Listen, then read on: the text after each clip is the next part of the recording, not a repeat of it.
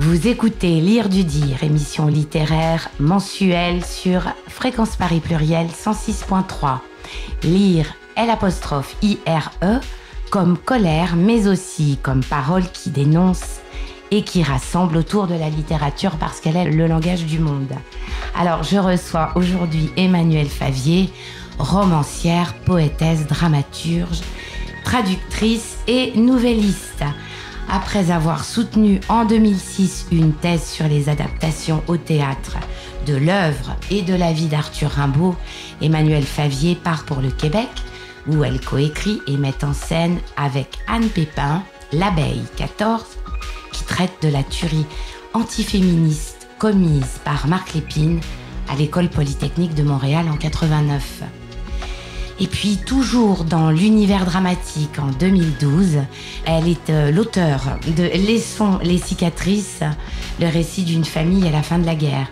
La pièce est accompagnée par le collectif Un mot découvert et elle reçoit le prix du concours d'écriture dramatique du Théâtre de la Manufacture des Abbesses en 2013.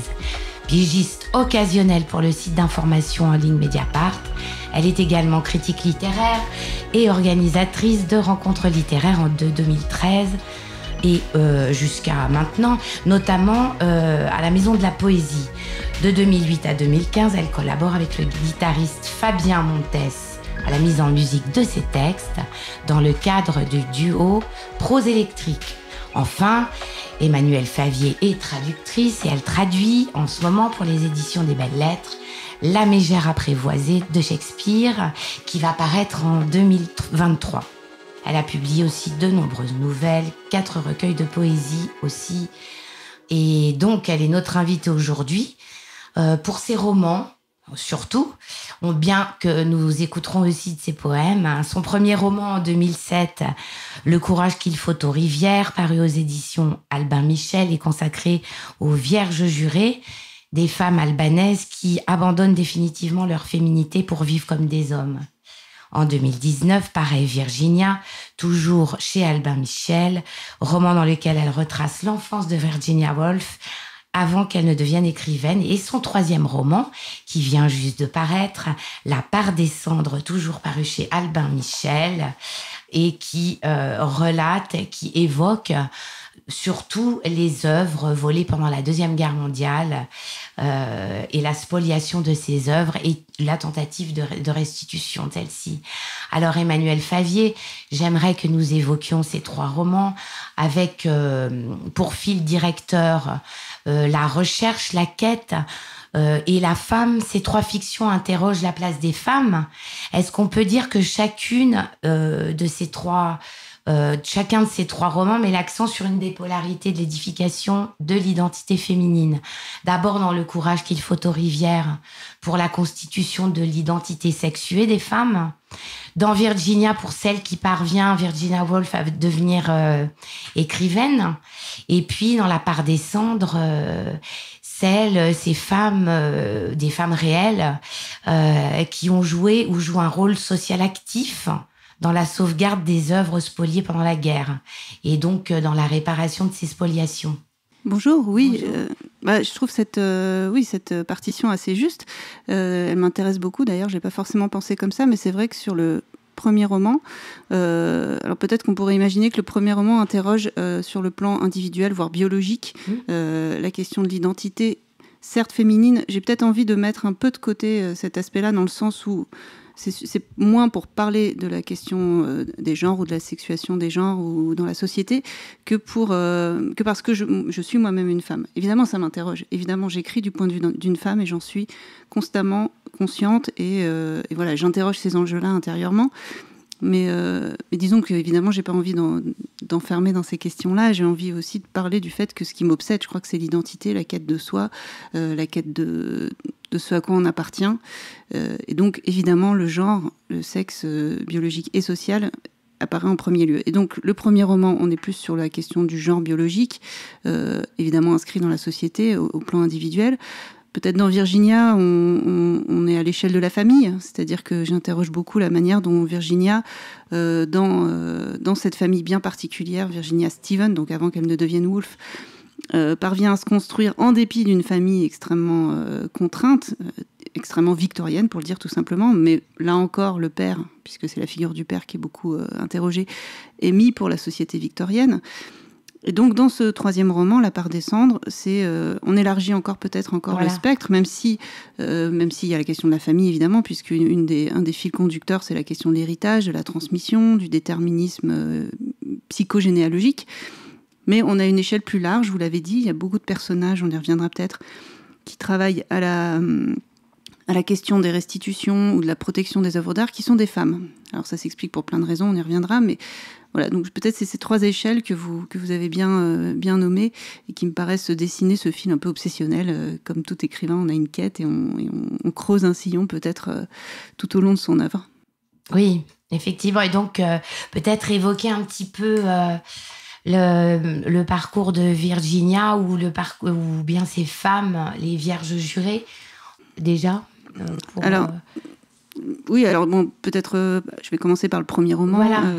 Le courage qu'il faut aux rivières. Le courage qu'il faut aux rivières. J'étais partie de cette tradition très féconde, on va dire, pour la réflexion, pour notre propre réflexion, et qui n'est présente que dans une toute petite partie du monde, puisque c'est vraiment spécifique au nord de l'Albanie.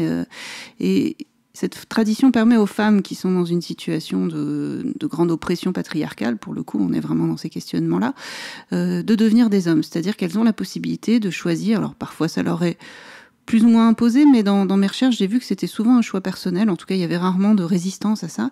Elles peuvent socialement devenir des hommes, c'est-à-dire qu'elles prennent le statut d'homme dans la société parce qu'on manque de garçons dans la famille ou parce que tout simplement elles ont envie, aujourd'hui c'est plus ça d'ailleurs, elles ont envie d'échapper aux contraintes qui pèsent sur les femmes et qui les empêchent de s'épanouir et d'être des individus à part entière. Et donc, à partir de ce moment-là, elles s'habillent en homme, elles se coupent les cheveux, elles changent de prénom et elles ont la possibilité de travailler, de conduire, d'aller et venir librement. Et elles sont totalement respectées. Et j'ai trouvé cette espèce de marge de liberté dans l'aliénation totalement fascinante et féconde pour la réflexion justement sur la façon dont, au-delà de la question du genre, mais comment on s'empare de sa propre liberté à l'intérieur des injonctions qui nous sont faites, qu'on soit femme ou homme d'ailleurs. Voilà, oui. Tout à fait. Et puis Virginia, finalement, on prolonge un peu cette réflexion-là. C'est comment on s'autorise à devenir écrivaine quand on a a priori tout ce qu'il ne faut pas, c'est-à-dire qu'on est d'abord une femme, dans une société victorienne extrêmement cadrée qui régimente les rôles de chacun, dans une famille de la bourgeoisie intellectuelle, avec un père par ailleurs extrêmement névrosé, extrêmement soucieux de son espace intellectuel. Voilà, comment elle a pu s'autoriser à faire ça, d'où ça procède. C'est ça qui me fascinait, je crois, et c'est une manière d'étudier pour moi-même aussi comment on construit sa propre existence d'artiste, de créateur. Et tu dis d'ailleurs, enfin tu montres que c'est à la mort de son père que elle devient écrivain. Exactement, c'était le point de départ du livre. Quand j'ai entrepris ce projet qui consistait à écrire la genèse de la vocation de Virginia Woolf, je me suis dit à quel moment je m'arrête, et j'ai lu une phrase d'elle où elle disait « Aujourd'hui, mon père aurait eu 96 ans. S'il n'était pas mort quand j'avais 22 ans, je n'aurais jamais écrit. » De fait, quelques mois après la mort de son père, en 1904, donc Virginia a 22 ans, elle envoie son premier manuscrit, son premier texte qui va être publié, alors encore de façon anonyme dans un magazine, mais voilà, c'est la première étape vraiment vers une publication, une activité professionnelle d'écrivaine. Alors, est-ce qu'on va pas marquer notre première pause et donc pour ensuite évoquer La part des cendres, lire l'incipit, les premières pages de ton roman La part des cendres, paru tout récemment chez Albin Michel. Est-ce que tu veux bien nous les lire ? Avec grand plaisir. Moscou, septembre 1812. Ouvrez les guillemets. Je suis né tartare et j'ai voulu être romain. Les Français m'ont fait barbare et les Russes, Georges Dandin. Fermez les guillemets. Fyodor Rostopchine, autobiographie synthétique. C'est un rêve brûlant, où l'on marche en fantôme. Une ville de bois qui flambe, une cité de brandons et de poudre cuivrée s'élançant vers le ciel. Parmi les baraques en torches, les poutres qui s'affaissent et le fer des toits qui fond, un homme déambule. Il a 29 ans, la moitié de sa vie. Il s'appelle Henri, aime exagérément l'amour, vérole incluse, se plaît exagérément à étudier les contours sensibles de son âme, se pâme pour un saint blanc, un tableau ou un opéra. Et pourtant, c'est un fonctionnaire de l'Empire, chargé d'intendance et de discipline auprès de paresseux soldats. Des grognards épuisés, moustaches en pistolet que l'hiver n'a pas encore rasé, et anneaux d'or ternis à l'oreille, qu'il se doit d'exhorter au pillage de farine ou d'avoine. Henri Beyle promène sa courte silhouette dans les rues désertées de Moscou. Pour l'heure, il songe à ses ambitions plutôt qu'à ce qui s'agite autour de lui, remue des mirages plus qu'il n'observe ce qui se déroule sous ses yeux. Parfois, à un recoin du silence décrété par les flammes, il croise l'un des rares habitants demeurés en ville, ivres d'avoir brûlé leur propre maison pour en priver les Français. Ou bien ce sont des sergents, saouls d'avoir pillé les foudres au lieu des greniers, outragé les femmes au lieu des celliers. Sans conviction, Beyle menace d'en percer un, en réprimant d'un autre, histoire d'exercer sa puérile toute-puissance spoliée d'une nouvelle victoire. Son armée, humiliée par l'accueil silencieux d'une Moscou qui, inutilement vaincue, a négligé de remettre à Napoléon les clés de la ville avec le pain et le sel de la bienvenue, erre dans la capitale russe, comme il erre dans sa frustration obsidionale. Aussi malheureux que les pierres qu'il cogne du bout de son soulier, dépité par tout, les femmes qui invariablement le déçoivent, son père qui ne jugera jamais assez généreux et toujours trop légitimiste, Bonaparte qui décidément n'est pas si grand vu de près, Henri se venge sur de plus misérables que lui, et tense des soudards qui s'en foutent. Lorsqu'une vision l'arrête, au coin d'une rue se dresse un tipi de poutres embrasées, aux vapeurs d'auréole. L'artiste composition le fascine un long moment. Sa pente naturelle lui fait oublier le désastre alentour, le bûcher ne lui est plus que transport esthétique. Il doit se faire violence pour ne pas s'y jeter, tant les flammes qui grimpent en joie liquide vers le ciel lui semblent douces. Tant, derrière les lambourdes, l'amas de braise vermillon paraît un accueillant foyer. Dans la noirceur du bois, plaqué sur la nuit plus noire encore, brille par intervalles une magique escarbille, comme un clin d'œil rappelant au spectateur la vanité des batailles humaines. Soudain surgit de derrière le bûcher, passant loin au-dessus de sa silhouette clair-obscure, un vol de choucas tournoyant. Henri se demande quelles âmes les corneilles sont venues prendre, parmi celles qui s'apprêtent à périr et à rejoindre celles périssant d'abondance depuis des semaines, des mois, des années de l'aubaine à charognard que sont les désirs de conquête. Puis le dessin des Rémiges change. Et ce ne sont plus de sombres présages, mais l'évidence de son destin qu'il lit dans le vol macabre, comme l'invasion de la Russie s'était annoncée aux paysans crédules par le passage d'une comète. Mais Henri n'est pas superstitieux et son destin ne s'écrira pas tout seul. Il s'ébroue et reprend sa déambulation en marmonnant quelques chansons, vers de Shakespeare ou bluettes vénitiennes, déjà trop las pour s'étonner de rien. Vous écoutez Fréquence Paris Pluriel 106.3 et c'est Lire du Dire, émission littéraire. Je reçois aujourd'hui Emmanuelle Favier, poète, auteure, traductrice. Je la reçois pour son roman La part des cendres, paru chez Albin Michel, dont elle vient de nous lire les premières pages, l'incipit. Alors Emmanuelle Favier, le fil directeur, est-ce que c'est de ce roman ? Et est-ce que c'est la spoliation ? Disons que c'est le déclic, c'est le point de départ. Le point de départ, c'est une rencontre avec une femme qui consacre depuis une vingtaine d'années sa vie à la question des restitutions, de la réparation finalement d'un passé qui ne la concerne pas directement, évidemment, puisque c'est celui de la Seconde Guerre mondiale. Est-ce que tu l'as vraiment rencontré, toi ? Et puis, bien sûr, ouais. oui, c'est devenu une amie, en fait. J'ai pas besoin de ne pas le dire. Bien sûr, tu peux même, si tu veux, dire qui elle est. Elle s'appelle Muriel de Bastier, le livre lui est d'ailleurs dédicacé, dédié. Elle travaille au sein d'une équipe formidable qui d'abord dépendait des services du Premier ministre, donc à la Commission pour l'indemnisation des victimes de spoliation, qui a été fondée il y a une vingtaine d'années, justement pour tenter de réparer cette spoliation des œuvres d'art commises par les nazis pendant la Seconde Guerre mondiale et même avant, et c'est-à-dire depuis les débuts du nazisme, l'accession d'Hitler au pouvoir.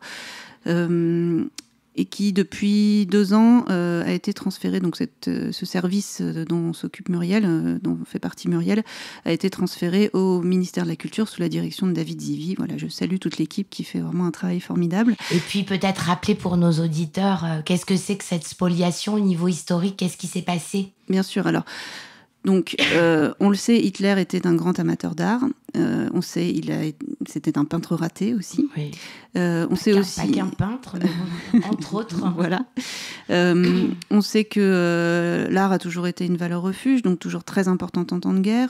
On sait aussi qu'elle a une valeur symbolique de conquête. Donc, c'est pour ça que je fais commencer mon livre aux conquêtes napoléoniennes, puisque c'est là que s'origine, en fait, dans le j'allais dire l'inimitié, c'est un peu plus fort que ça, mais disons dans l'antagonisme entre France et Allemagne autour des questions notamment de patrimoine, les trophées napoléoniens jouent un rôle énorme. Et dans le désir de revanche et de vengeance d'Hitler, dès 1933, il affiche son programme de volonté de réparer non seulement les spoliations, les exactions et les demandes pour lui inique du traité de Versailles, mais aussi ce qui s'est passé bien avant avec Napoléon. Donc on voit que ça s'origine vraiment très, très lointainement, ce désir de revanche, et que ça passe par le patrimoine. C'est non seulement une question d'art, mais une question de patrimoine symbolique, puisque prendre la Vénus de Milo à la France, c'est exercer sur l'ennemi un pouvoir symbolique énorme. Donc ça s'origine là-dedans. Donc dès le départ, Hitler veut construire un musée dans sa ville natale de Linz, en Autriche, à sa gloire évidemment, mais qui viendrait rivaliser avec le Louvre. Donc il fait son marché. Il fait son marché dans toute l'Europe, il engage tout un tas de personnel pour ça, et il met à son service notamment un personnage absolument extraordinaire pour un romancier qui est Hermann Göring. Hermann Göring est fou d'art. Ça ne veut pas dire qu'il est forcément très connaisseur, mais en tout cas, il est fou d'art et il passe son temps aussi, il a une espèce d'avidité presque morbide à posséder des œuvres d'art qu'il voit lui aussi comme symbole de sa puissance, mais presque à la même échelle que ses beaux uniformes, les beaux avions de la Luftwaffe, peut-être pas les femmes, parce qu'a priori, il était quand même assez fidèle, il n'avait pas ce défaut-là, il ne l'avait pas. En tout cas, Göring joue un rôle énorme. Et donc, les nazis lancent dès les débuts de l'occupation, dès juin 1940, une opération de spoliation de toutes les familles et galeries appartenant à des juifs. Et donc, sous prétexte que les juifs, n'étant pas des citoyens à part entière, n'ont pas à posséder quoi que ce soit, et à commencer par les œuvres d'art, le patrimoine national. Donc, voilà, il y a tout un appareil idéologique qui vient justifier évidemment ce processus de spoliation. Et donc, on a une espèce de mouvement complètement tsunamiesque qui va recouvrir, notamment à Paris. On le sait, on a presque 40 000 appartements qui ont été pillés à Paris. D'une ampleur épouvantable. D'une ampleur incroyable. Voilà, toutes les œuvres sont pillées, sont stockées d'abord un peu au Louvre, et puis rapidement, finalement, le musée du jeu de paume est séquestré. Et donc, c'est là qu'apparaît une figure, on va revenir peut-être aux figures féminines un moment, mais la figure de Rose, qui est un personnage central dans mon roman, Rose Valland, qui donc était conservatrice, attachée de conservation au jeu de paume, et qui a surveillé, au risque de sa vie, elle a surveillé l'arrivée de toutes les œuvres, leur étiquetage par les nazis, leur mise en boîte et leur envoi en Allemagne. Donc elle a noté tout ce qui venait, le titre des œuvres, les familles auxquelles ces œuvres avaient été spoliées et les endroits où les œuvres étaient envoyées. À garder des traces pour qu'on puisse agir ensuite. Exactement. Elle a vraiment existé. C'est un personnage ou... Ah non, elle a vraiment existé. Voilà, c'est une héroïne de la résistance, un peu méconnue, c'est ça. Mais voilà, l'idée effectivement de contribuer à ce qu'elle le soit moins, mais qui a vraiment joué un rôle énorme, puisque grâce à toutes les notes qu'elle a prises au péril de sa vie, on a pu retrouver plusieurs dizaines de milliers d'œuvres à la fin de la guerre. Elle a pu éviter le bombardement, notamment. Alors il y a un film qui a été fait sur ce sujet, ce qui s'appelle Le Train de Frankenheimer, où on voit ce train, un des derniers trains du dernier espoir de l'Allemagne, qui envoie un train chargé d'œuvres d'art vers l'Allemagne. Train qui risque évidemment d'être bombardé par les Alliés et qui est sauvé par un appel de Rose Valland et puis toute la résistance qui se met en place pour arrêter ce train. Donc voilà, ça c'est un personnage vraiment pivot et qui illustre beaucoup des aspects de cette spoliation qui évidemment tient à des ressorts idéologiques, individuels, psychologiques, militaires, stratégiques. C'est énorme, en fait. Ça permet d'aborder énormément de sujets. Et alors, comment tu brodes une fiction autour de ces questions qui sont ancrées dans le réel, tu vois on est entre la fiction et le livre d'histoire, le livre qui relate des faits qui se sont réellement produits. Donc, quelle est la part de fiction Le livre, en fait, se construit un peu en...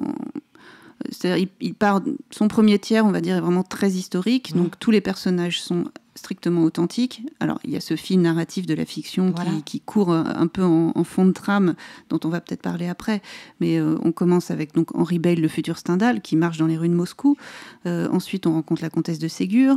Ensuite, on rencontre donc la petite fille de la comtesse de Ségur, qui a vraiment existé. Ensuite, on rencontre Jacques Jaujard, Rose Valland, qui donc ont pu sauver les œuvres, Göring, etc. Donc là, on est vraiment dans le réel historique, avec la difficulté que ça peut avoir de traiter ce réel et dans le sens de l'obéissance. C'est-à-dire qu'on a toujours une volonté d'obéir au réel historique.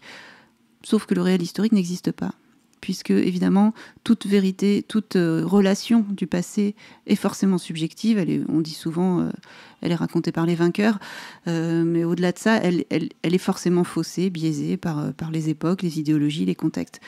Donc, voilà. Mais c'est vrai que j'ai essayé d'être au plus près de la vérité, donc de presque rien inventé, si ce n'est le fil de ma fiction, qui ensuite arrive dans un réel plus intime, avec le personnage de Georgette, dans les années 50. Donc Georgette est aussi un personnage strictement authentique, puisque c'est mon arrière-grand-mère. Ouais. Et que Georgette était une antiquaire absolument extraordinaire, truculente, qui tenait un magasin rue Bonaparte, ou fréquentée par toutes sortes de personnages assez invraisemblables, notamment la duchesse de Windsor. Donc j'ai ajouté une scène mais voilà, mais tout ça est vraiment authentique. Ouais. Et puis voilà, la fiction arrive à ce moment-là. C'est-à-dire que là, on est dans une vérité historique personnelle. Personne n'a à savoir que Georgette a existé. Moi, ça m'amuse de le dire parce que c'est une légende de ma famille. Mais après, on rentre dans la fiction. Après, on a des personnages de fiction qui arrivent, et toute la partie contemporaine, le dernier tiers du livre, est strictement fictif, fictionnel. Et comment on tisse ça ? Je crois que c'est une réponse que je peux faire pour à peu près tous mes livres, puisque mes livres se fondent toujours sur un matériau documentaire, puisque c'est ça qui m'intéresse. Déjà, ça m'intéresse d'apprendre des choses en écrivant. Et je crois que c'est ça aussi qui donne du sens et qui étaye finalement le récit. Et donc, j'ai toujours travailler à partir d'aller-retour entre ce matériau documentaire, historique, et mes propres intuitions, ma propre subjectivité, qui va guider le fait que je m'autorise à inventer. Voilà, parce que c'est pas évident de s'autoriser à inventer dans du matériau historique. C'est ça. C'est vraiment comment on peut penser au roman historique qui est vraiment au début du 19e siècle, qui vient légitimer la fiction finalement. Oui, alors après peut-être, c'est vrai que l'appellation de roman historique, elle est très spécifique pour moi. Alors je pense à Marguerite Yourcenar qui parlait de ça, parce que Marguerite Yourcenar est un personnage important de mon livre, et elle n'aimait pas du tout ce terme. Elle disait que le roman historique utilisait l'histoire comme décor pittoresque et que c'était pas intéressant. Bon, sans aller jusque-là, le roman historique a une vocation peut-être de divertissement, qui est d'apprendre en divertissant. C'est-à-dire, je vous raconte l'histoire de façon amusante avec des personnages de fiction. Et voilà. Moi, c'est pas du tout mon objectif. Bon, évidemment, si on prend du plaisir à me lire, c'est quand même préférable, mais mon objectif, c'est d'arriver à comprendre quelque chose du monde et de soi et de sa propre vision du monde. Voilà. Pour moi, c'est ça l'objectif du romancier, et c'est ça l'objectif du lecteur.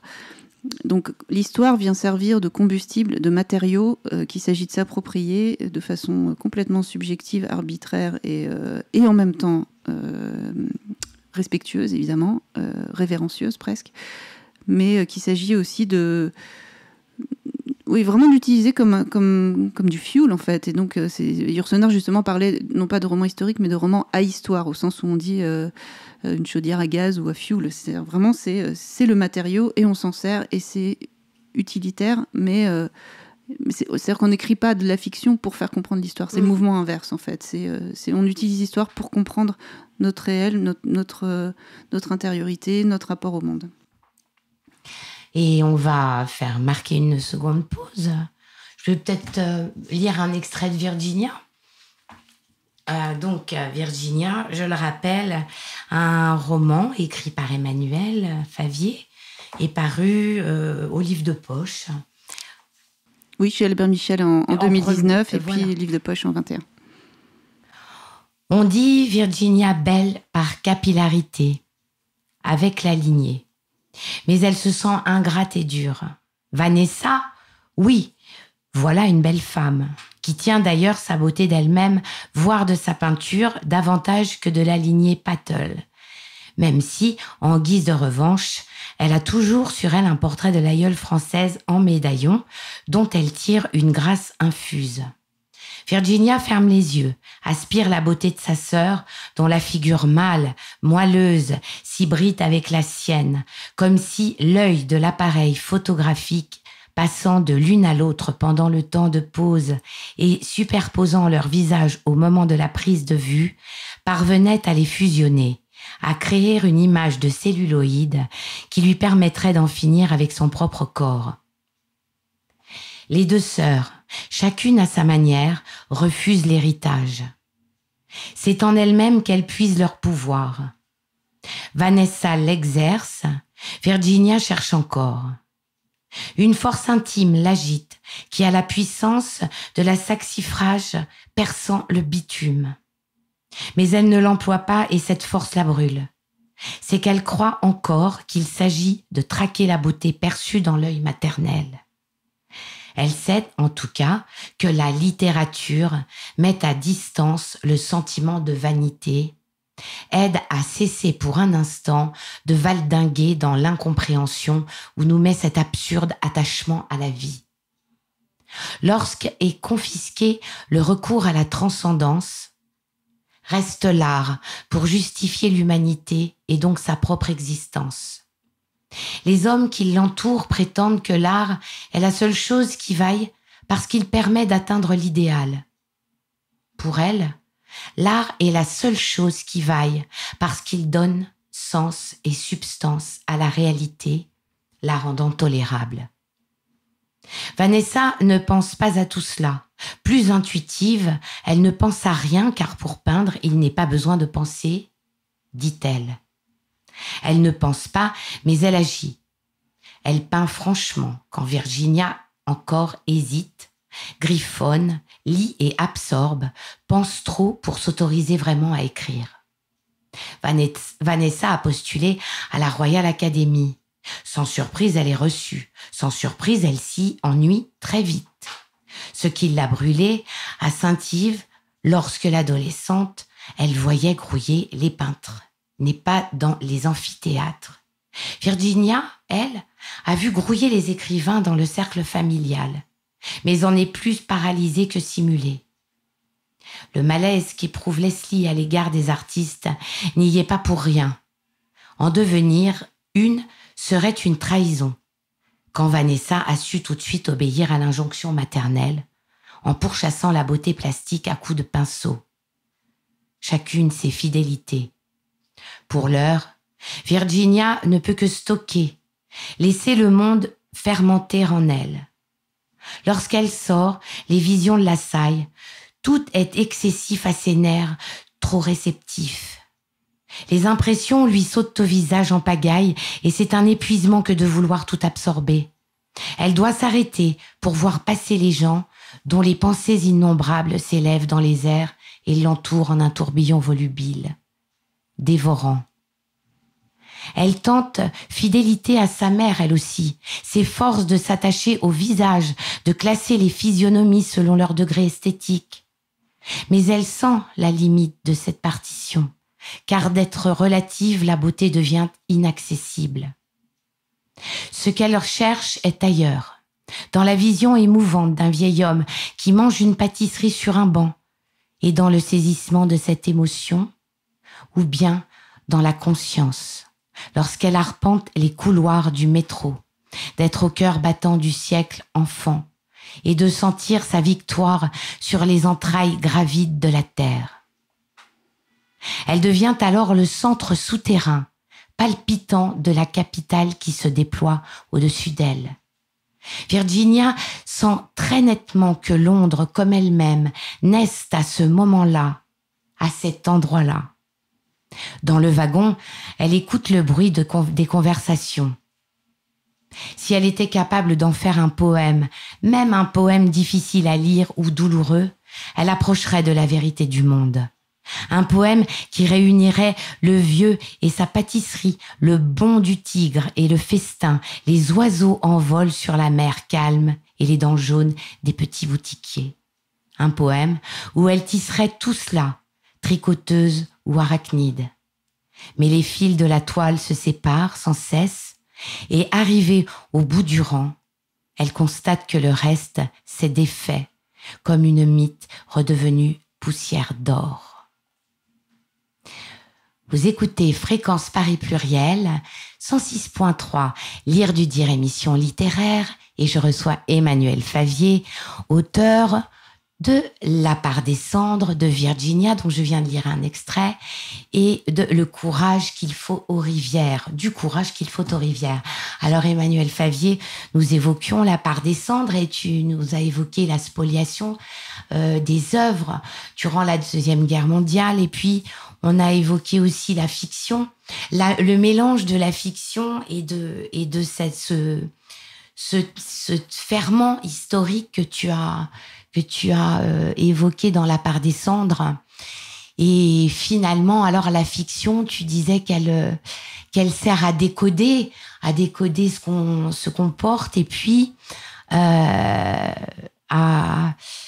révéler finalement nos parts cachées. Qu'est-ce qu'elle révèle finalement, cette fiction de nous tous, qu'est-ce que c'est pour le lecteur, et pourquoi tu as recours justement à cette mise en forme?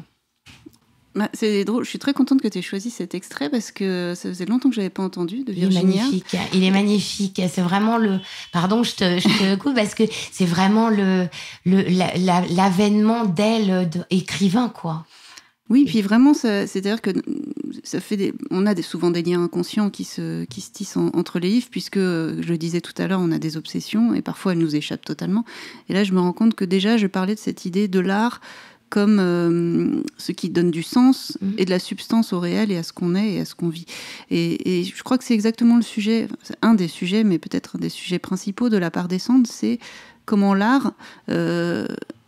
pourquoi il faut sauver l'art ? Parce que, pardon, mais je reviens un tout petit peu en arrière. Une des grandes questions liées à ce sujet de la spoliation des œuvres d'art pendant la Seconde Guerre mondiale, c'est pourquoi s'occuper des biens ? Pourquoi s'occuper en particulier des œuvres d'art qui sont les plus élitistes des biens, s'il en est ? Pourquoi s'occuper de ça quand les corps sont massacrés, déportés, niés, annihilés ? C'est une grande question. Voilà, beaucoup de points de vue s'affrontent encore aujourd'hui sur ça. Est-ce qu'il est légitime encore aujourd'hui de rechercher des ayants droit ? Ce sont toutes les questions que se posent les gens qui travaillent là-dessus, donc que j'ai fait se poser à mes personnages, qui sont tous travaillés par cette espèce de paradoxe où finalement on les met en demeure de s'interroger sur la légitimité de leur combat, qui est un combat pour quelque chose peut-être à plus grande échelle, disons à plus grande pour la postérité finalement. C'est-à-dire qu'on ne travaille pas à sauver des gens ici et maintenant, des vies humaines au jour le jour, on travaille à sauver le patrimoine de l'humanité, donc l'âme humaine. Voilà, toute cette question de sauver l'art à son miroir dans la question de l'art nous sauve-t-il ? Et si je pense le problème, les personnages dont on parlait tout à l'heure, et notamment Rose Valland, beaucoup des personnages de mon roman, en particulier les femmes, n'ont pas eu d'enfants. Et c'est comme si, tout se passe comme si elles avaient transposé leurs besoins de transmission à un niveau collectif, transhistorique, patrimonial. Elles se dédient à cette tâche, c'est-à-dire qu'elles travaillent pour un avenir qui ne les concerne pas puisqu'elles n'ont pas de descendance. Et ça, j'ai trouvé ça extrêmement intéressant. Et s'interroger donc sur la façon dont sauver l'art a un sens, c'est, à l'inverse, je disais, s'interroger sur la manière dont l'art peut nous sauver. Et dont l'art, non pas comme idéal esthétique, qui était l'idéal du 19e siècle, et donc des prédécesseurs de Virginia, et notamment de son père, de cette vision-là, mais l'art comme nécessité intérieure, autant pour l'artiste et le créateur d'ailleurs que pour celui qui la reçoit. On sait à quel point une œuvre d'art peut faire du bien. Peut sauver une vie, c'est peut-être beaucoup dire, et encore. Moi, souvent, j'ai l'impression que le fait d'écrire me sauve chaque jour. Vient à la rescousse de chaque journée, de chaque moment, justifie tout ce qu'on peut vivre, non seulement évidemment les grandes douleurs, mais même les petits ennuis, les petites médiocrités. La douleur est toujours sublimée par sa mise en contexte artistique, et même la honte, même ce qui nous pèse au quotidien, même l'ennui, peut être sublimé par le fait de le mettre, dans mon cas, en mots, mais en peinture, en musique. Et le passage que vous avez lu où on compare justement la littérature et la peinture à travers les figures de Virginia et de sa sœur Vanessa, qui était une grande peintre de son époque, je trouve qu'il a été pour moi très fécond, parce qu'il m'a permis d'interroger les propres ressorts de ma création. Alors on va lire un deuxième extrait de La part des cendres. Alors justement, peut-être un extrait autour de Georgette. Ouais. Ah bah voilà. Très bien. Georgette, qui malheureusement est morte une dizaine d'années avant ma naissance. Oh. Donc je ne l'ai pas connue, mais en même temps, c'est aussi ça qui m'a donné la liberté de travailler sur elle. Paris, mars 1970. L'appartement est vide. Ne subsistent que les traces pâles que dessine l'absence de tableaux sur les murs et les rayures des meubles disparus sur le parquet, dont les défauts apparaissent crûment dans la lumière pénible d'un mars de glace.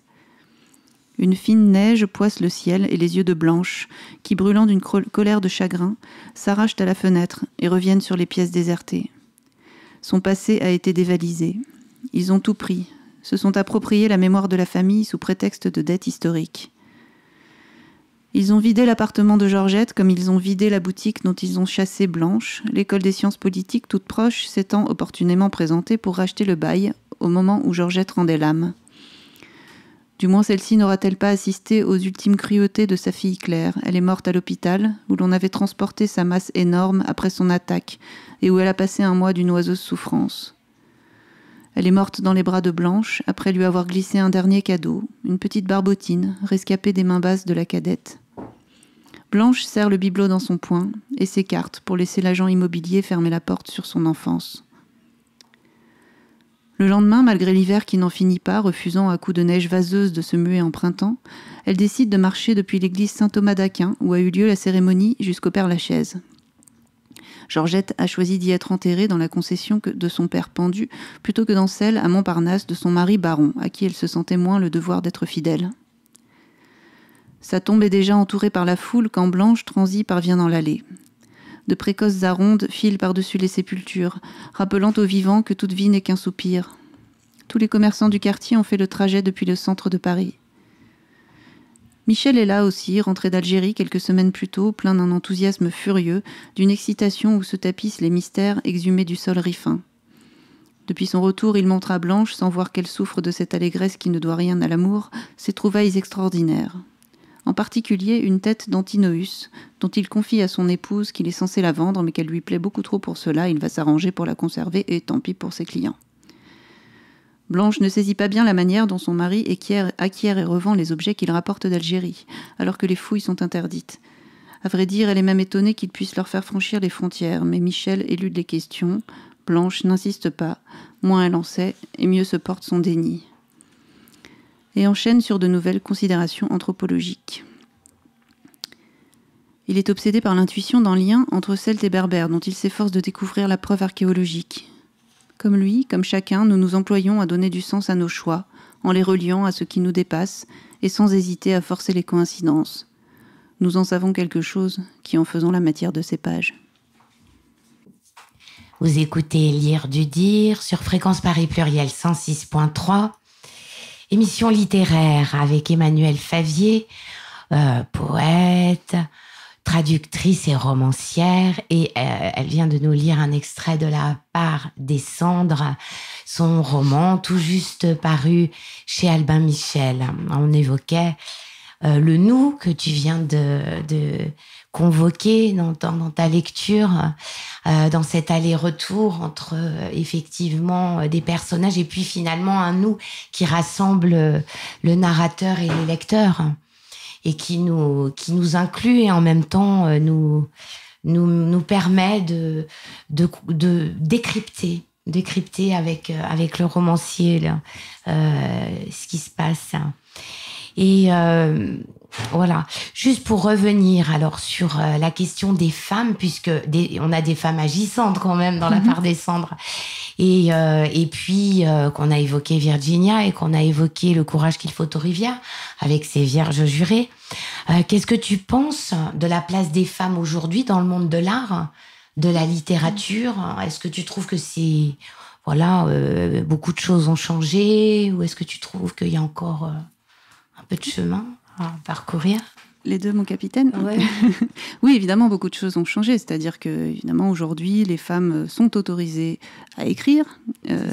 Elles sont autorisées à publier, elles sont autorisées même à gagner des prix littéraires, elles sont autorisées à toucher leurs droits d'auteur, ce qui était quand même pas gagné. Je rappelle que, parce que mon livre donc commence, il y a beaucoup de personnages de femmes, vous l'avez dit, on a la comtesse de Ségur qui est un personnage très important, puisque c'est un manuscrit de la comtesse de Ségur qui va constituer un peu le fil directeur de toute cette œuvre, puisque on écrit à partir d'un panthéon d'écrivains.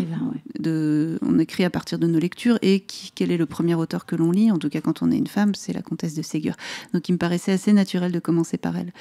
Et donc, pour revenir à ce que vous disiez, la comtesse de Ségur... Je vous dis tu, et tu me dis vous. Ah, tu, non, alors, je pardon. sais pas, je me suis permise, et puis après, voilà, pardon. Alors. Non, mais tu, c'est très bien. Ce que tu me disais, c'est que... pour ce qui concerne l'évolution de la place des femmes dans la littérature, la comtesse de Ségur ne touchait pas ses droits d'auteur. Et d'ailleurs, c'est son mari, le comte Eugène de Ségur. Il avait beaucoup de défauts, mais en tout cas, on peut lui reconnaître cette qualité, qu'il avait autorisé sa femme à toucher ses droits d'auteur. Ce qui était vraiment rare, incroyable et vraiment à noter. Voilà, donc évidemment, on n'a plus toutes ces barrières, on n'a plus toutes ces difficultés. La question, c'est est-ce que nous-mêmes, nous nous autorisons ? Voilà, est-ce qu'on s'autorise exactement à tout faire comme on aimerait le faire? Est-ce qu'on n'a pas encore des formes de résonance, un reliquat de croyance dans peut-être une forme de sexuation des thèmes, des thématiques, des problématiques à aborder? Alors, ce sont des sujets toujours difficiles à aborder, mais je me rends compte que s'il y a une différenciation qui est faite, elle est peut-être moins au niveau de l'écriture elle-même que des sujets qu'on s'autorise à traiter. Les femmes peut-être s'autorisent davantage à traiter des sujets intimes. Et donc quand une femme s'occupe d'histoire, puisque c'est mon cas là, en l'occurrence, et que c'est une question à laquelle je me suis confrontée, et d'ailleurs je traite cette question dans le livre. Ouais. De les femmes et l'histoire, le cerveau féminin et l'histoire. C'est une vraie question. Est-ce qu'on n'est pas encore dans cette croyance qu'on n'a pas un cerveau, on n'a pas acquis une capacité de vision large qui nous permet d'appréhender l'histoire? On parle uniquement de croyance, évidemment. Je suis pas du tout je n'affirme rien. Je suis pas du tout dans la biologie comparée. Non. Mais voilà, ça m'interroge. Ça m'intéresse. Quand Marguerite Yourcenar s'occupe d'histoire dans les années, dès les années 50 en fait, quand elle écrit les Mémoires d'Adrien, on reconnaît son talent. Les Mémoires d'Adrien a eu beaucoup de succès à son époque. Et on dit qu'elle a une écriture virile. Mais je ne crois pas qu'elle ait une écriture virile, je crois qu'elle traite de sujets qu'on considère comme virils. Est-ce que tu crois que ça existe, une écriture virile, toi ? C'est une grande question. Peut-être que... Alors voilà, moi, je me pose toujours la question, est-ce qu'on peut reconnaître un texte? Est-ce qu'on peut décider s'il est écrit par un homme ou par une femme? Je ne sais pas. Je pense que c'est quelque chose qui change. Peut-être que ce fut le cas. Peut-être que c'est moins le cas aujourd'hui. Ou aussi, à beaucoup d'endroits, les frontières entre genres sont brouillées. On se libère de beaucoup d'injonctions et beaucoup de représentations de soi. Et à partir de là, je sais que j'ai lu un livre récemment et je me suis fait la réflexion, je me suis dit, tiens, il aurait vraiment pu être écrit par une femme pour telle et telle raison, et en même temps pas du tout pour telle et telle autre raison. Donc c'est un sujet complexe que moi j'interroge dès mes premiers textes en prose. J'avais fait un livre qui s'appelait Confession des genres, qui était un recueil de nouvelles écrites à la première personne du masculin. Enfin, pour le coup, j'avais écrit à la première personne, mais c'était un peu particulier. Et je savais que j'écrivais à la première personne du masculin, mais que le lecteur, voyant mon prénom sur le livre, savait que c'était écrit par une femme. Et voilà. Et donc, quel sens on met dans tout ça? Ça m'intéresse beaucoup. Voilà, j'ai pas de réponse sur y a-t-il une écriture féminine ou... Peut-être que c'est la réception qui fait que quand on voit que c'est écrit par une femme, on appréhende un texte autrement. Je pense que ça joue énormément. Après, on a forcément des visions du monde un petit peu différentes, mais est-ce qu'on peut vraiment les catégoriser aussi clairement que ça? Pas évident. Mais je crois qu'il réfléchir à cette idée de thème est peut-être plus fécond.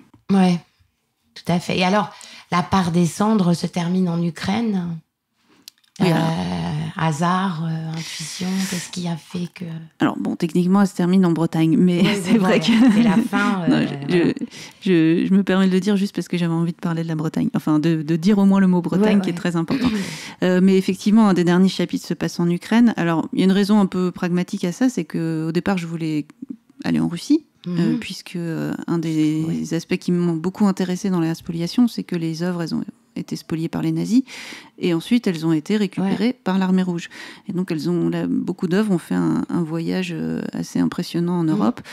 On commençait à être restituées, mais on est très très très loin du compte. Il y a encore énormément de choses qui dorment en Russie, et vu la situation actuelle, c'est pas demain la veille qu'on va les récupérer. Bref, donc je voulais aller en Russie, c'était impossible à cause de la pandémie, et j'ai pensé à l'Ukraine assez spontanément, puisque c'était en particulier à Odessa. Odessa était vraiment le berceau de nombreuses familles juives qui ont ensuite émigré vers l'Ouest, et en particulier de familles de collectionneurs, qui sont devenues de grandes lignées de collectionneurs, qui ont constitué vraiment une grande partie des collections européennes, et en particulier parisiennes. Je pense notamment au Efrussi, la famille Efrussi. Donc je suis allée voir à Odessa la maison des Efrussi, et donc mon personnage veut aller en Russie pour une raison complètement différente évidemment, ne peut pas aller en Russie et donc va en Ukraine et donc va à Odessa et donc fait le trajet que j'ai fait là-bas. Et alors évidemment il y a un effet de sens assez vertigineux quand on a écrit un chapitre, on a voyagé déjà en Ukraine, qu'on a écrit tout un chapitre. Je corrigeais les épreuves quand la guerre a éclaté. Donc, voilà, que faire avec ça, en fait? Le chapitre, en l'occurrence, se passe en 2019. Donc, à la fois, il n'y avait pas la guerre, mais en même temps, on pouvait quand même sentir un certain nombre de choses. Après, moi, ça m'a fait un effet très curieux et très émouvant, en fait, quand j'ai relu ces pages-là, à cette lumière-là. Je suis vraiment très très loin d'être une géopoliticienne. Je me tiens assez éloignée de ces questions-là. Néanmoins, je pense que les écrivains captent quelque chose de l'esprit du temps, plus ou moins consciemment, et ça a forcément joué un rôle. Mais il y a une part aussi de coïncidence. La coïncidence est un peu le maître mot du texte et de son principe narratif. Donc, ouais. Et tu es aussi poète, en fait. Hein, donc, tu as écrit 4 recueils, il me semble, de poésie. Oui. Alors, moi, déjà, j'aimerais peut-être où tu peux lire un poème ou deux pour qu'on entende aussi ta poésie. Avec plaisir. Alors... Est-ce que tu peux nous rappeler le titre du recueil que tu vas... Bien sûr. Alors, ce recueil s'appelle « Le soleil vient d'en face ». Il a paru l'année dernière, donc en septembre 2021, aux éditions Rhubarbe, à qui je suis assez fidèle, que j'aime beaucoup. Voilà, petit bonjour à Alain Kévès. Qu'est-ce que je vous lis? Je vais lire peut-être 2 poèmes, si tu m'y autorises. Ah bah, oui. Un court poème qui s'appelle « La plus belle phrase du monde » et que j'avais dédié à une jeune femme qui s'appelle Annie Wolf. Elle a une voix minuscule, des cheveux noirs qui brûlent ses yeux, des pupilles de fièvre et de nostalgie. Elle a un nom de loup et une voix de brindille qui craque l'hiver dans le silence neigeux. Sa voix est un trait d'acide qui fonce vers moi depuis son ventre, depuis ses intestins, depuis son vagin. De sa voix minuscule, elle dit la plus belle phrase du monde. Elle dit « J'ai appris à lire à mon père ». Elle dit « Je suis fille de berger, c'est la moindre des choses », dit-elle encore. Elle me parle du lynx dont le bon l'a touché et l'a mené vers moi un jour de neige et de pâture. Et je pense que seul un être gorgé de neige et de silence peut croire que c'est la moindre des choses d'apprendre à lire à son père. Et peut-être un second poème qui est assez concret, assez quotidien, qui s'appelle « Le bain ». Mais qui qui parle aussi beaucoup de mon rapport à la littérature, que vous l'aurez probablement compris, j'ai pas mal exploré dans La part des cendres. Oui. Donc le bain, avec en exergue une citation de Sylvia Plath. « Je me souviens du plafond de toutes les salles de bain où j'ai pris un bain. Presque chaque jour, je prends un bain. Chaque fois, je me sermonne. Mais je ne peux pas m'en empêcher. Pourtant, la plupart du temps, je n'y suis pas si bien que cela. L'eau est trop chaude ou trop tiède. Je ne sais comment m'installer. Je m'agite, m'allonge, me redresse, dispose mes jambes d'une façon, puis d'une autre. Je m'ennuie un peu. Je joue avec la mousse, m'essuie les mains, prends mon livre, remets une main dans l'eau, l'essuie de nouveau pour tourner la page. Woolf aimait les bains. Ce n'est pas macabre. Roussel aussi, tant que ce lui était un privilège. Les bains pris à New York sont les moins solitaires, ils poussent au suicide. Plath aimait aussi les bains, ce n'est pas macabre. Au 17e étage d'un hôtel de Manhattan, elle se sentait devenir pure en regardant le plafond. Je lis sa vie et cela me donne envie de sortir du bain, pour aller lire ses poèmes et pour en écrire. Pour écrire un poème sur le fait de prendre un bain et de ne pas s'y sentir bien parce qu'on a envie d'en sortir, pour aller lire un autre livre ou écrire un poème sur un bain, etc. Je pose le livre. Le bain, c'est aussi le seul suicide qui vaille. Or, le suicide est la seule question qui vaille, bien que ce ne soit pas la seule réponse. L'eau est trop chaude. Je fais couler de l'eau froide dans une main pour avoir à la fois chaud et frais, comme certaines nuits indécises où l'on sort une seule jambe de sous les draps. Je mets ma tête dans mes mains. Sur ma joue gauche, la main est froide, à droite, elle est chaude. Je me demande quand mes parents vont mourir. Je pense au baignoire que j'ai connu, la baignoire sabot de ma grand-mère et son dos qu'elle me demandait de frotter, ce qui me dégoûtait un peu. La peau grise et tachée me faisait peur, entrevoir ce qu'on ne peut concevoir à 8 ans. Les mailles de ma baignoire, chez mes parents, les jeux désespérés, les partages de nudité d'enfants, les premiers livres gondolés, l'amniose. Toutes les baignoires où, pleurant, j'ai tendu ma main vers des lames et j'ai les laissé retomber dans l'eau. Dans un bain, je ne me sens jamais purifiée. Il faut dire que je ne regarde jamais le plafond et que la pureté en descend, dirait-on. Je me redresse, mon dos fait ventouse, c'est douloureux et profond comme un soulagement. Je me souviens de baignoires en Irlande, au Canada, en Espagne, à New York, au Maroc, en Autriche, en Italie, à Brooklyn aussi, où je rêvais en écoutant le sermon du pasteur diffusé par haut-parleur dans tout le quartier caribéen. Il y avait un chat aussi, dont la litière était à côté de la baignoire. Le chat attendait nerveusement que je sorte de l'eau. Le chat avait ses pudeurs. Le bain vide, le restant de larmes accrochées au corps. Il épuise la tristesse, l'émolit comme chair tiède dans les vapeurs qui hurlent au-dessus de ma tête effondrée. L'œil trouble, je ne sais plus bien pourquoi je pleure et j'arrête net.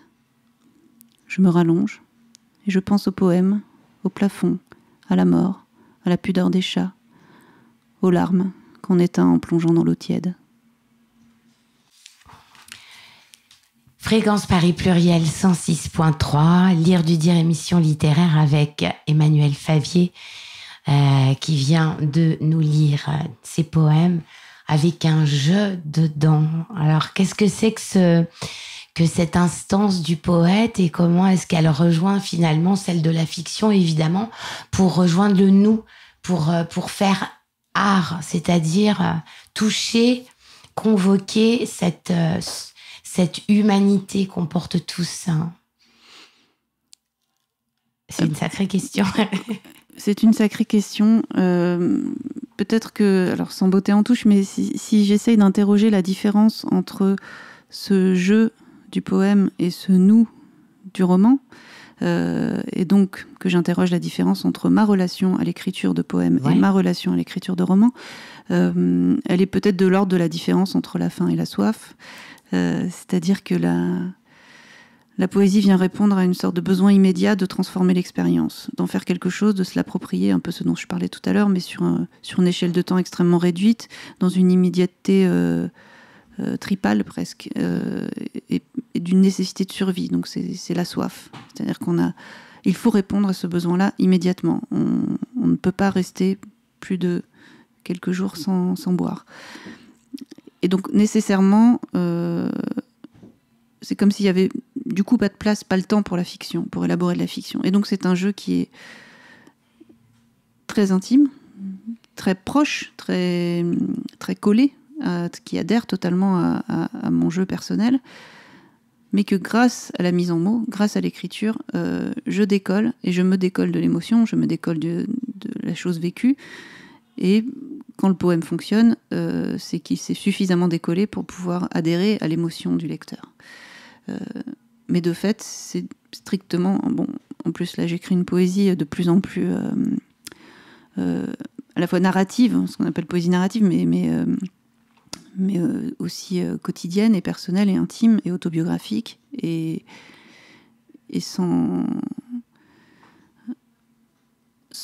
avec beaucoup moins d'écart entre la forme et ce que je suis en train de vouloir décrire. Donc de plus en plus personnel, et à mesure que je rentre dans cette forme de poésie, peut-être que dans le roman aussi, c'est depuis que j'écris du roman finalement que j'ai ce mouvement-là, comme si d'un coup il y avait la place pour ça, puisque dans le roman je mettais autre chose. J'y mettais plus de l'invention, plus des portes secrètes que nous permettent d'ouvrir le langage, ce que je faisais peut-être avec la poésie avant. Le langage poétique est certainement autre que celui du langage du roman. Il est plus ouvert. Oui, en même temps, ce que j'ai constaté, c'est qu'en écrivant du roman, en essayant de travailler la langue romanesque comme une langue poétique au sens où on n'est pas au premier niveau du sens, on essaye de chercher voilà, ce que j'appelle les portes secrètes, les portes à double fond, comme s'il y avait vraiment un sens dérobé qu'il s'agissait d'aller offrir au lecteur dans le roman. Et donc, tout se passe comme si je n'avais plus besoin de faire ça dans ma poésie. Et que dans ma poésie, je pouvais être au premier niveau de l'expérience et donc au premier niveau du langage. Et alors la traduction, est-ce qu'il existe un jeu du traducteur dans son travail? Ça, c'est une grande question. C'est une question traduction formidable. ou translation, est-ce qu'il y a un jeu là? Qu'est-ce qui se joue dans cette relation? C'est une question absolument passionnante qui me passionne, mais alors, je ne suis pas vraiment traductrice. Je ne suis pas traductrice. Tu traduis donc la Mégère. J'ai traduit, j'ai fait une expérience, et c'est pour ça que la question est vraiment passionnante, c'est que j'ai fait une expérience unique de traduction, qui est celle de La Mégère apprivoisée de Shakespeare. Donc pour une première expérience, c'était très immodeste, mais c'est en fait une collection qui a été lancée par Florian Azoulay pour Les Belles Lettres. Et donc il demande à des écrivains, qui ne sont pas traducteurs justement, de s'approprier une pièce de Shakespeare. Évidemment, il faut avoir une maîtrise relative de la langue anglaise, mais il n'est pas besoin d'être traducteur. De traduire Shakespeare, il n'y a rien de plus difficile. Mais on travaille évidemment avec des spécialistes et on peut s'appuyer non seulement sur les traductions précédentes, même si ce n'est pas très recommandé, mais plutôt, disons, que sur les traductions en anglais contemporain qui nous permettent quand même de comprendre de quoi il s'agit, parce que la langue de Shakespeare est... Voilà. Mais le rapport à la traduction, moi j'en suis à mes balbutiements, donc je n'ai pas encore... bien défini ce que c'était. Je pense que beaucoup de gens pourraient le formuler beaucoup mieux que moi, mais comme expérience de réappropriation, en tout cas, puisque c'était ce que nous demandait l'éditeur, c'était très troublant. Se réapproprier Shakespeare, il n'y a pas plus intimidant. Et en même temps, c'est comment je peux apporter mon propre point de vue sur ce que raconte cette pièce, dans la langue, avec un respect, bien sûr, pour le sens, un respect pour le spectateur contemporain, puisque c'était l'idée, et comment j'y mets de moi, finalement. À quel endroit, dans quel micro-choix de mots, je peux décider que là, je mets de moi. Et c'est arrivé, donc ça a pu créer des discussions. Voilà pourquoi à cet endroit, moi, je décide de parler de ceci plutôt que de cela, parce que ça me ressemble davantage, et que ce n'est pas trahir Shakespeare à cet endroit-là. Merci beaucoup, Emmanuelle Savier. Merci à toi. La part des cendres, à toi. Merci. Voilà, je rappelle La part des cendres chez Albin Michel qui vient de paraître. Et puis, merci d'être venu avec nous. Merci beaucoup. Au revoir. Au revoir.